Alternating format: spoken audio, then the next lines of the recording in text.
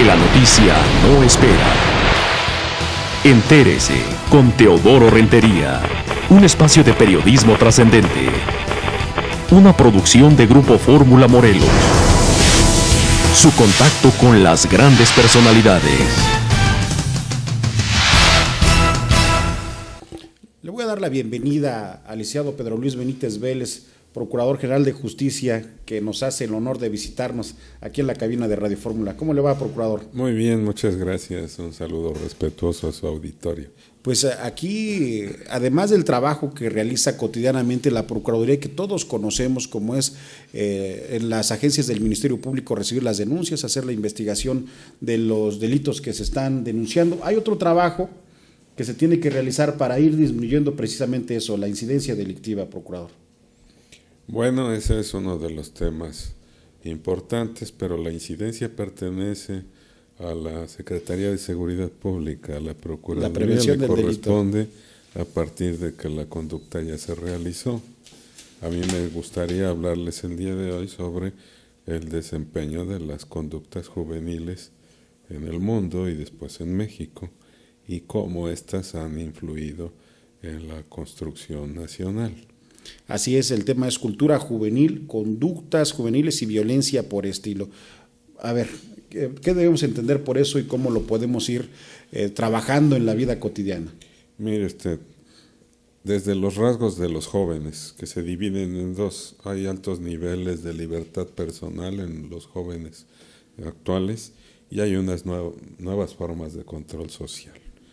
Veámoslo con otras palabras, no es lo mismo un joven del siglo XVI con una influencia altamente religiosa a la del siglo XX, que es ver el mundo como toda una orbe, y la del siglo XXI, que es hay que probarlo todo hasta la fractura. Sería la tercera posición. Esa tercera posición no viene gratis, es resultado de otros elementos que han intervenido. Acérquese un poquito más al micrófono. Sí, claro. En el informe de Naciones Unidas del 2005 se determinaron 10 elementos fundamentales para acreditar la nueva conducta de los jóvenes. Y estos, los tópicos son información, ya viajan por todo el mundo, siguen siendo el eslabón más débil del sistema, rompen vínculos afectivos y abundan muchos que abandonan sus estudios. De estos, en el caso español, nosotros veríamos que en el 2004 el 50% de los graduados eran mujeres en España y solo tenían 360,000 estudiantes. Actualmente tienen 1,580,000 estudiantes en el nivel universitario. El mercado laboral, para que consigan trabajo, los menores de 30 años ya egresados con título y cédula, les cuesta mucho trabajo en Europa e igualmente en México. Y ya entrando al tema nacional, algunos datos importantes del caso mexicano es que en 1950 solo teníamos el 1% de estudiantes mexicanos en nivel universitario. Actualmente el 26% de la población tiene estudiantes y de ellos el 50% de los graduados son mujeres.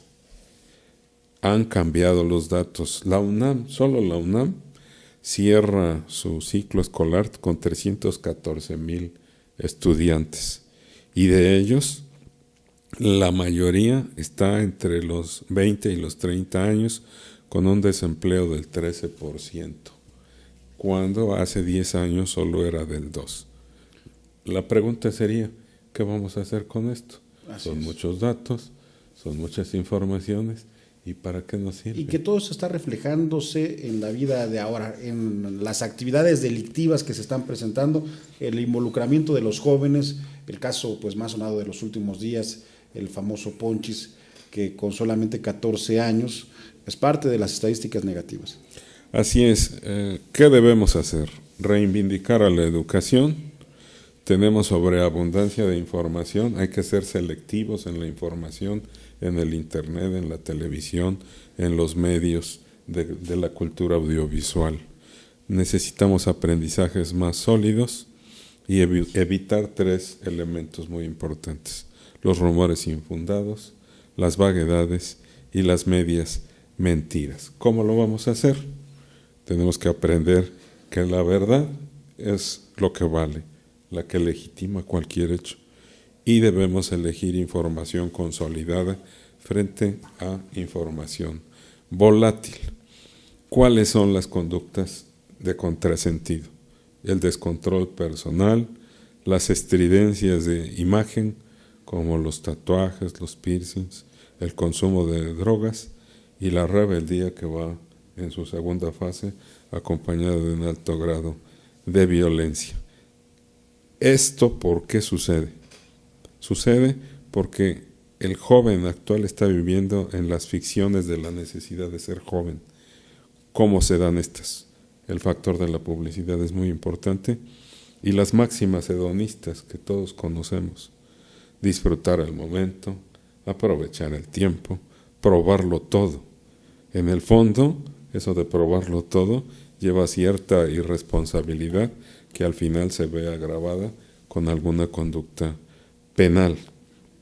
Y bajo estas características, los temas que deben considerarse desde la visión de los filósofos como Dick, Peter, o los mismos que hacemos los criminólogos en las procuradurías de justicia, es que tenemos que trabajar con jóvenes que sean más responsables, que la minoría de edad penal disminuya, que las conductas juveniles sean tratadas individualmente.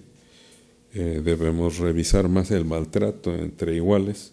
Los jóvenes Antes de que sigamos en estos puntos tan interesantes, procurador, el diputado Jorge Arismendi puso sobre la mesa el tema de la disminución de la responsabilidad, de la edad para la responsabilidad penal, de 18 a 16 años. Inmediatamente se vino una serie de críticas al diputado por considerar que no tenemos que penalizar al joven, sino buscar las opciones que impidan que incurra en actos delictivos. ¿Cuál es la opinión del procurador? A ver, no estamos hablando de los niños. Los niños tenemos que cuidarlos y todavía son fuente de protección y de ayuda educativa. Pero cuando estos comienzan a tener distorsión en sus actividades personales, o que su entorno social los va a absorber a tal grado de que el factor violento de su colonia o del medio en el que se desarrollan los afecta, entonces la perspectiva es encontrar una fórmula que nos permita ser selectivos en cuanto a aquellos jóvenes que ya están delinquiendo. Los que no están delinquiendo o son delincuentes por primera vez, podemos utilizar todo el aparato de gobierno y de Estado, como son estudios de psiquiatría, de psicología, educación avanzada o de protección para esos menores proclives a la violencia. Esos son unos. Otros son aquellos que ya viven delinquiendo, que están constantemente regresando a las cárceles, los policías ya los conocen. Esos deben tener un tratamiento especial, pero fundamentalmente lo que nosotros tenemos que hacer es reconocer como sociedad y como autoridad de qué están construidos esos niños, adolescentes, pubertos antes de la adolescencia, jóvenes, y los famosos ninis, los que ni estudian ni trabajan, y les dicen el niño, y resulta que el niño tiene 35 años. Así dicen, es que nos juntamos las niñas y los niños. ¿En dónde? En un antro, en una discoteca. Allí no van ni los niños ni las niñas, allí van jóvenes adultos. Y encontramos que muchos de ellos, por ejemplo, todavía siguen a los 30 años viviendo en la casa paterna, no porque quieran, sino porque o no tienen un trabajo remunerado o no han logrado los satisfactores económicos que les permitan esa individualidad, de tal forma que entramos a lo que identificamos como los jóvenes tiranos, o incluso hay niños tiranos.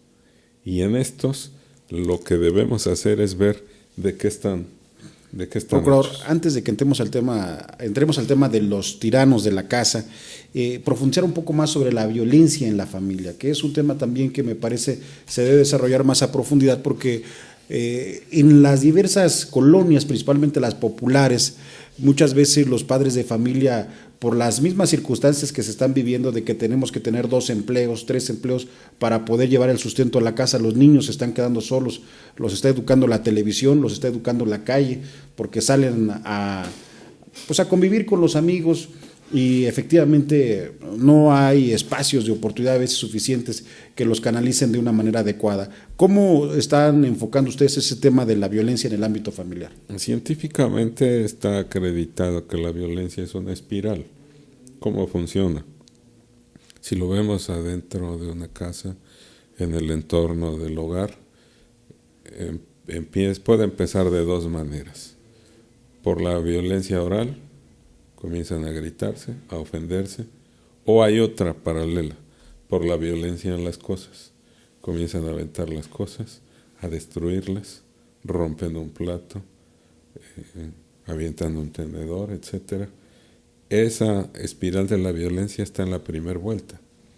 La segunda vuelta es casi imperceptible, que es cuando ya pasan de la violencia oral a la violencia en las cosas.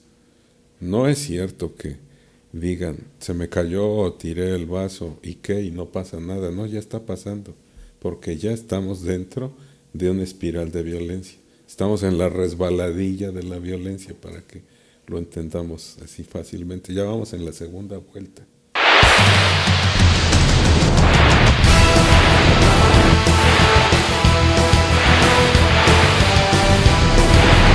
¿Está usted enterado? Le esperamos en nuestro siguiente servicio informativo. Entérese con Teodoro Rentería, Grupo Fórmula, de la radio hablada a la comunicación total.